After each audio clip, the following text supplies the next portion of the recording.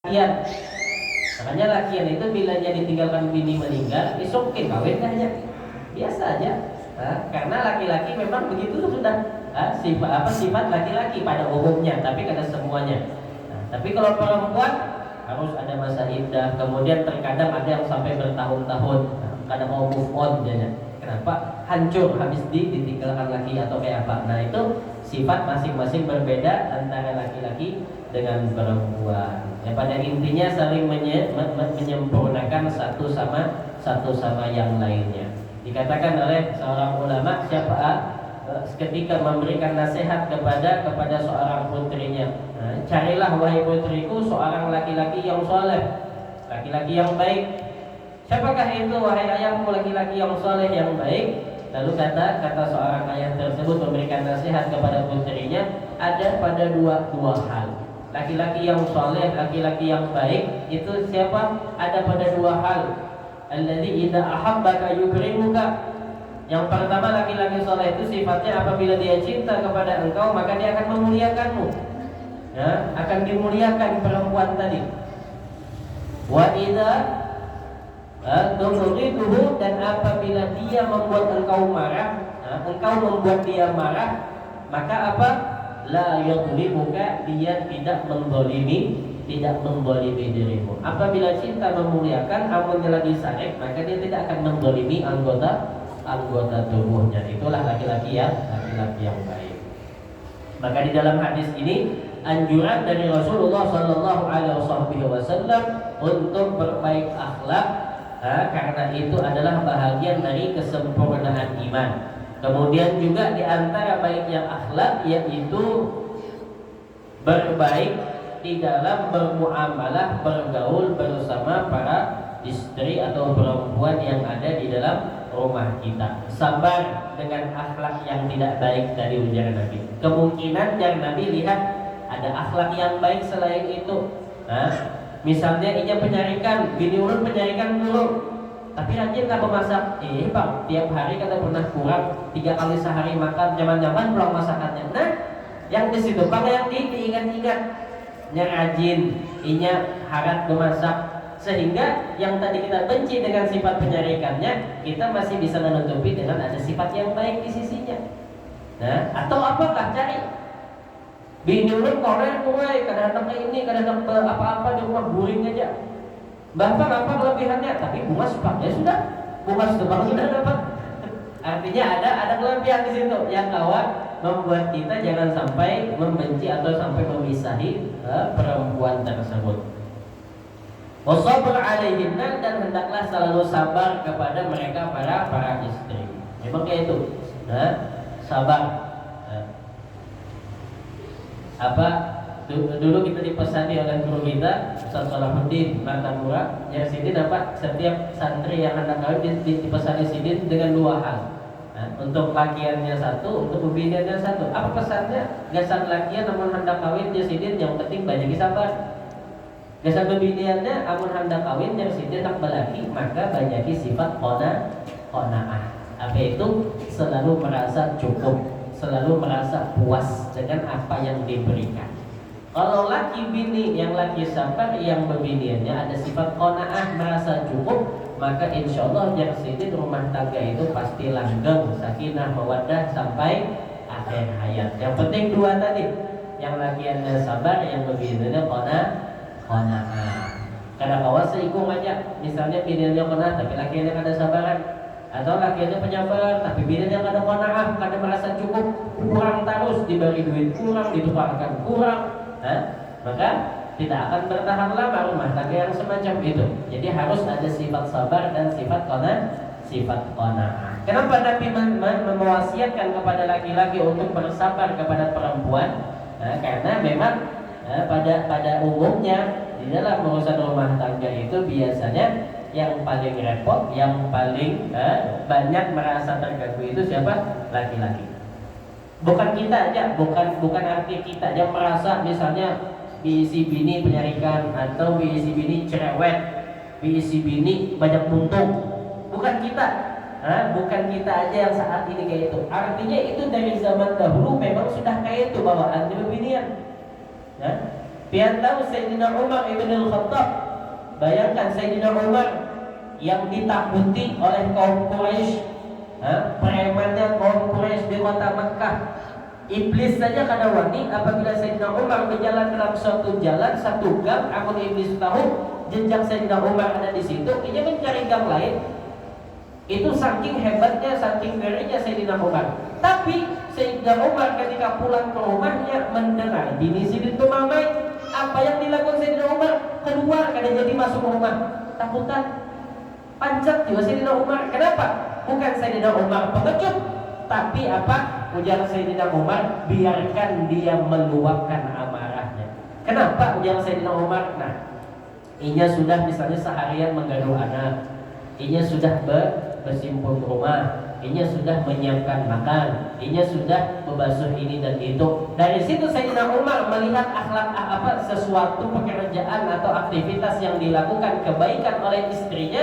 Ketika Sayyidina Umar pulang lalu seorang istri marah-marah bermamai, Sayyidina Umar memaklumi, artinya dia capek, inya uyuh. Lalu di situ Sayyidina Umar mengingatkan kebaikan yang dia lakukan. Lalu Sayyidina Umar bersabar, artinya letakkan aja bersesari. Kadang-kadang kebinaninya bila bersesari itu sekedar meluapkan aja. Enak ibadah kayak itu ya, biasa ya lagi. Itu Sayyidina Umar. Begitu juga dengan sahabat-sahabat yang lain. Mereka juga banyak diuji dengan kesabaran atas akhlak dan perangai istri mereka. Makanya dalam suatu kitab karangan itu menceritakan tentang kesabaran seorang ulama terhadap istri-istri mereka. Istri-istri mereka yang tidak baik akhlaknya. Kadang ada orang baik itu memang diuji. Kebanyakan ulama kita itu mereka diuji melalui istrinya. Seperti yang ada di Hadramaut itu siapa? Syekh Abdul Rahman Bajal Haban. Syekh Abdul Rahman Bajal Haban ini terkenal keisi bini luar penyarikannya. Penyarikan luar biasa. Dikit-dikit disariki. Kadang kalau salah jajak sariki. Tiap hari lalu mamainya terus penyarikan. Tapi Sidin sabar karena Sidin seorang ulama, orang soleh, jadi sabar. Sampai pada suatu ketika Syekh Abdul Rahman Bajal Haban ini sudah kada sanggup lagi sudah tiap hari makan acan. Diacani lawan bini, kada acan lawan cobek-cobeknya sudah kada sanggup lagi ujar Sidin. Tapi kesabaran Sidin tadi kada sanggup, kada langsung hendak mencerai atau apa kada. Sidin kada melawani, apa yang dilakukan Sidin? Menjauh Sidin, minggat dari rumah. Minggat Syekh Abdul Rahman Bajal Haban dari rumahnya, tinggalkan bini tadi, buyak sudah. Dilawani salah, dia ini salah, tinggalkan Sidin naik ke atas gunung. Kan di Hadramaut tuh gunung-gunung banyak, naik ke atas gunung. Bapak Sidin di situ fokus hendak beribadah. Naik ke atas gunung mencari tempat nyaman kesan beribadah, menenangkan pikiran, karena kebanyakan dapat acan tadi. Lalu apa? Ketika mendapatkan suatu tempat kayak goa di atas gunung, Sidin bertemu dengan dua orang laki-laki yang sedang asyik beribadah di tempat itu. Lalu ditegur oleh Syekh Abdul Rahman Bajal Haban. Assalamualaikum ya Sidin. Waalaikumsalam. Siapa buat nikah? Jelaskan. Kami begini, kami sudah rutinitas tiap hari naik ke sini, berdiam di sini, berkhalwat, menyepi dari manusia untuk khusus beribadah kepada Allah. Amun kayak itu jar Syekh Abdul Rahman, pas benar. Aku ni hendak juga menyepi daripada gangguan bini, mamayan bini. Aku hendak juga umpat lawan kawan ikan, hendak fokus beribadah. Pasti ada diisi kawan berdua. Mun kayak itu, bolehkah aku bergabung di sini? Boleh punya Tuhan. Tapi ada syaratnya. Apa syaratnya? Syarat umpat lawan kami ini harus setiap datang waktu makan harus dapat mendatangkan makanan dengan wasilah bertawasul atau dengan cara apapun. Artinya kita ini di sini berdiam, kada ada orang mengantari, kada ada yang memasakkan. Jadi bila sampai waktu makan, kita harus masing-masing bila hendak makan harus bertawasul atau melakukan ibadah apa aja yang dapat mendatangkan karomah seperti mendatangkan makanan. Bilanya dapat makan, bila dapat kan boleh makan. Kayak itu kah bicara Sidin? Sudah coba ya dulu beribadah Sidin lupa. Dan sampai waktu makan tengah malam. Lalu Apa namanya? Sidin hendak melihat. Ujar Sidin, coba kan aku melihat buah hikam kayak apa? Kan maksud buah hikam yang bertawasul, ini berdoa dapat makanan. Lalu dicontohkan oleh dua orang tadi. Dicontohkan, seikung berdoa, bertawasul, tak besar kunjung turun makanan dari langit datang. Wah, jawab Syekh Abdul Rahman, hebat berarti ini orang ada sembarangan. Kemudian yang satunya lagi sama juga, berdoa, bertawasul, tak datang makanan. Bingung Sidin. Lalu Sidin mencoba, ujar Sidin, aku hendak mencoba juga. Hendak mencoba nandai buah hikam ini. Soalnya bila yang Sidin karena dapat kayak buahnya tadi, berdoa, bertawasul, dapat makanan, maka kan boleh makan, kan dapat makan. Lalu mencobalah Syekh Abdul Rahman Bajalhaban bertawasul dan berdoa kepada Allah. Tawasul lawan siapa Sidin? Ujar Sidin, ya Allah, ini ulun keluar dari rumah, macam-macam adu. Kemudian ulun bertawasul sebagaimana dua orang tadi bertawasul lawan inya tawasuli. Artinya ulun umpat sebagaimana orang yang berdua ini bertawasul dengan orang yang soleh itu dengan orang wali tadi. Ulun juga berkat Sidin datangkan makanan kesan ulun makan malam ini. Tuntung berdoa Syekh Abdul Rahman Bajalhaban, turun makanan dari langit. Kalau yang tadi satu piring, kalau Syekh Abdul Rahman datang 2 piring. Terkejut yang berdua ini, siapa ikan ininya? Maka hanya sehari umat kami. Kalau kami memang sudah rutinan, artinya wajar dapat karomah semacam itu karena sudah bertahun-tahun gitu. Sedangkan ikamnya hanya semalam ini umat kami bertawasul sekali datang satu makanan, ikam sekali datang 2 piring. Siapa ikam ini? Lalu ujar Syekh Abdullah Bajalhaban, ada mulut ujar Sidin, aku bertakon lawan ikam. Buah ikam tadi atau semalam itu bilanya bertawasul lawan siapa? Lalu ujar buahnya, kami ini setiap hendak makan selalu bertawasul kepada seorang wali yang masih hidup dan dia terkenal sabar atas gangguan istrinya. Siapa itu? Ujar Sidin, naramnya adalah Abdul Rahman Bajalhaban. Takjub Sidin, nih aku orangnya. Ujar Sidin. Cuma Sidin sebelumnya kada mengenalkan diri, hanya sekedar mengenalkan Abdul Rahman sudah kayak banyak. Kami ini bertawasul mulai semalam dengan wali yang sebab kesabarannya atas istrinya yang akhlak istrinya yang kada baik itu, disitulah kami mendapatkan karomah makanan setiap hari. Ujar Sidin, tapi Sidin kada menyambat. Oh, itulah sebabnya. Nah, dari situlah Syekh Abdul Rahman Bajalhaban hanya faham. Rupanya Allah Ta'ala mengangkat derajatku disebabkan kesabaranku dengan biniku yang pemamayan itu. Apa yang batuk? Kada jadi Sidin makan. Nah, ya Sidin, yang 2 piring nih, gesan ikam sepiring, aku beli. Ternyata apa? Ternyata berkat istri penyarikan, berkat acan, menjadikan derajat Sidin yang sabar tadi menghadapi ditinggikan menjadi wali bin auliyaillah. Mungkin hendak jadi wali, tiap hari aja ibu-ibu acani aja terus, tapi sabar, tapi tetap dia sembahyang, tetap ibadah. Artinya dari sisi kesabaran yang luar biasa itu yang membuat derajat beliau ditinggikan oleh Allah Subhanahu wa Ta'ala. Nah, itu hadis yang ke-62. Nah, Sidin di sini apa? Bersabar atas akhlak seorang perempuan atau kelakuan mereka itu adalah menjadi sebab untuk diangkatnya derajat seseorang kepada derajat yang tinggi di sisi Allah Subhanahu wa Ta'ala. Mudah-mudahan Allah Subhanahu wa Ta'ala senantiasa menghiasi diri kita, keluarga kita dengan akhlak-akhlak yang mulia, dengan istri-istri yang salihah dan suami yang baik, fi khairin wa lutfin wa afiyah, dan senantiasa mudah-mudahan Allah Ta'ala selalu memberikan kita taufik dan hidayah di sisa daripada umur kita sehingga kita dapat menjadi mukmin yang sempurna yang dikehendaki oleh Allah Subhanahu wa taala. Amin amin ya rabbal alamin. Ya sekalian, malam ini adalah malam terakhir daripada tahun 1444 Hijriah.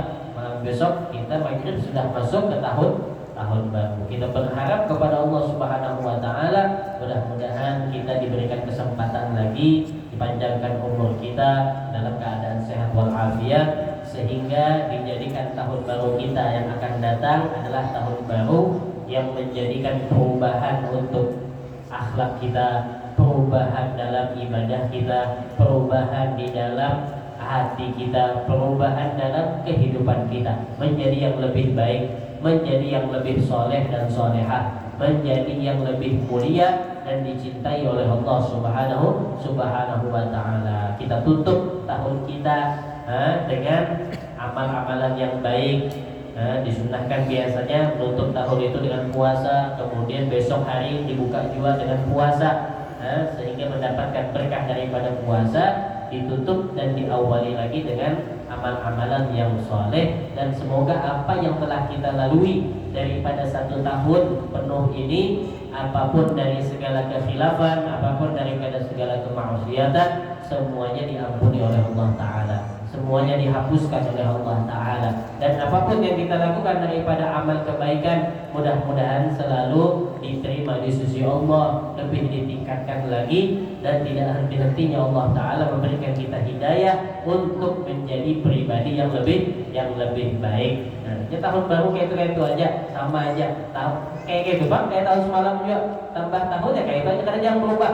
Kalau bang punya tahun baru, langit jadi habang, langit jadi hijau, tahun kita langit kiri kan ada, sama aja, ada yang berubah. Yang perlu berubah itu siapa? Kitanya jangan sampai sama lawan tahun barunya. Tahunnya kayak itu aja, kalender dirapit-rapit kayak gitu aja. Tapi apa? Kitanya yang harus berubah. Jadikanlah kesempatan yang kesekian kalinya ini, siapa tahu ini kesempatan terakhir kita, jangan sampai kita sia-siakan. Menjadi Imam Syafi'i, ad-dunya sa'ah. Dunia itu hanya sesaat, setumat aja. Dunia itu setumat aja. Kada ada yang lawas, kada seberapa, kada ada yang kekal. Itu sifatnya dunia. Dan kayak orang juga makan wadai, makan bingka. Ada loh orang makan bingka malam ini nyamannya sampai ke esok. Ada loh, kayak orang minum es campur, adalah minumnya wahini nyamannya sampai kayaknya minggu depan. Kada ada, lewat kita gorokan hilang sudah. Senyaman apa aja makanannya, selarang apa aja, bila sudah lewat di tenggorokan, apa kisahnya? Sepiting aja lagi. Artinya apa? Hilang, tak ada. Itulah perumpamaan dunia. Makanya kalau Syafi'i, dunia sa'ah, dunia itu hanya sesaat, setumat aja. Yang sugih ya bahagia sesaat juga. Yang sakit, yang sengsara di dunia juga sesaat, kan ada yang kekal. Apapun di dunia ini kan ada yang kekal. Faj'alha ta'ah, maka jadikanlah yang sesaat ini ketaat. Jadikanlah untuk kita berbuat taat, dijadikanlah untuk kita menimbul investasi akhirat, dijadikanlah untuk kita berbekal untuk meraih kebahagiaan nanti di negeri akhirat, yang di situ kayaknya kada berlaku lagi sudah tanggal, kada berlaku lagi sudah jam, kada ada lagi istilah tahun, minggu, bulan, apa, selama-lamanya. Selama-lamanya. Jangan sampai kita buang-buang di hari atau di tempat rumah yang dihitung kita ini masih dijatahi dengan waktu, nanti akan menjadi kesengsaraan di hari yang tidak ada waktu lagi di sana. Ujar Imam Al-Ghazali, nafsun min anfasika, jauharatun la tugawwa biqimah. Ketahuilah Jarsidin, setiap hembusan nafas kita kada usah melihat tahun, kada usah menghitung bulan, kada usah menghitung umur. Kita harus lihat yang paling besar yang dari yang kecil. Apa itu? Lihat dari prosesnya, itu semua berasal dari nafas kita. Kita hirup, kita keluarkan. Nah, dari yang sepele yang kita lihat sepele ini, disinilah awal mula daripada segalanya. Maka dari Jarsidin tadi, satu nafas yang kita keluarkan, yang kita hembuskan, itu merupakan suatu permata yang tidak akan pernah bisa dinilai dengan harta, tidak akan pernah bisa diraih dengan jabatan. Duit amunnya hilang kawa dicari, duit amun habis berapa miliar kah masih kawa pian cari. Jabatan bila kada dapat masih kawan digapai, tapi kalau sudah nafas sudah lewat, umur, jangankan umur, 1 detik dari waktu kita berlalu, mana yang paling sugih di dunia? Yang diisi triliunan, mana duitnya? Ayo, bisakah ia menukar atau mengembalikan 1 detik yang sudah kita lalui? Yang berisi jabatan paling tinggi, teknologi yang paling canggih adalah membuat suatu benda yang dapat mengembalikan waktu kita. Makanya di antara seorang ulama, beliau adalah anaknya daripada Shahid Ratibul Haddad. Siapa? Al-Habib Hasan bin Abdullah bin Alawi Al-Haddad. Suatu ketika pernah ingin diundang gasan mengisi acara di rumah orang sugih. Mengundang dengan Habib Hasan. Ya Habib, bisakah Habib ke rumah ulun malam esok gasan mengisi acara di rumah ulun? Lalu jangan Habib Hasan, karena Habib Hasan ini termasuk seorang ulama yang sangat gigih menjaga waktunya. Artinya waktu segitu 1 detik pun tidak ada yang berlalu kecuali dalam ketaatan, kebaikan. Entah itu dakwah, entah itu mengajar, entah itu beribadah, entah itu sembahyang, melayani umat.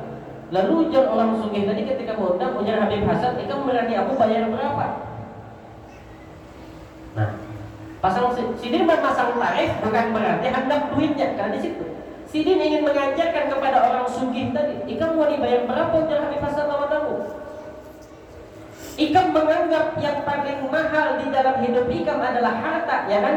Makanya ikam kumpulkan, makanya ikam sayangi, karena itu yang berharga di sisi ikam. Sedangkan aku, yang paling mahal di dalam hidupku bukan harta. Yang ikam miliki yang menurutmu paling baik, itu adalah sesuatu yang paling hina di hadapanku. Tahukah ikam apa yang paling mahal? Yang paling mahal di dalam kehidupanku adalah waktuku. Ayo kita berumpan menjadi sini barter.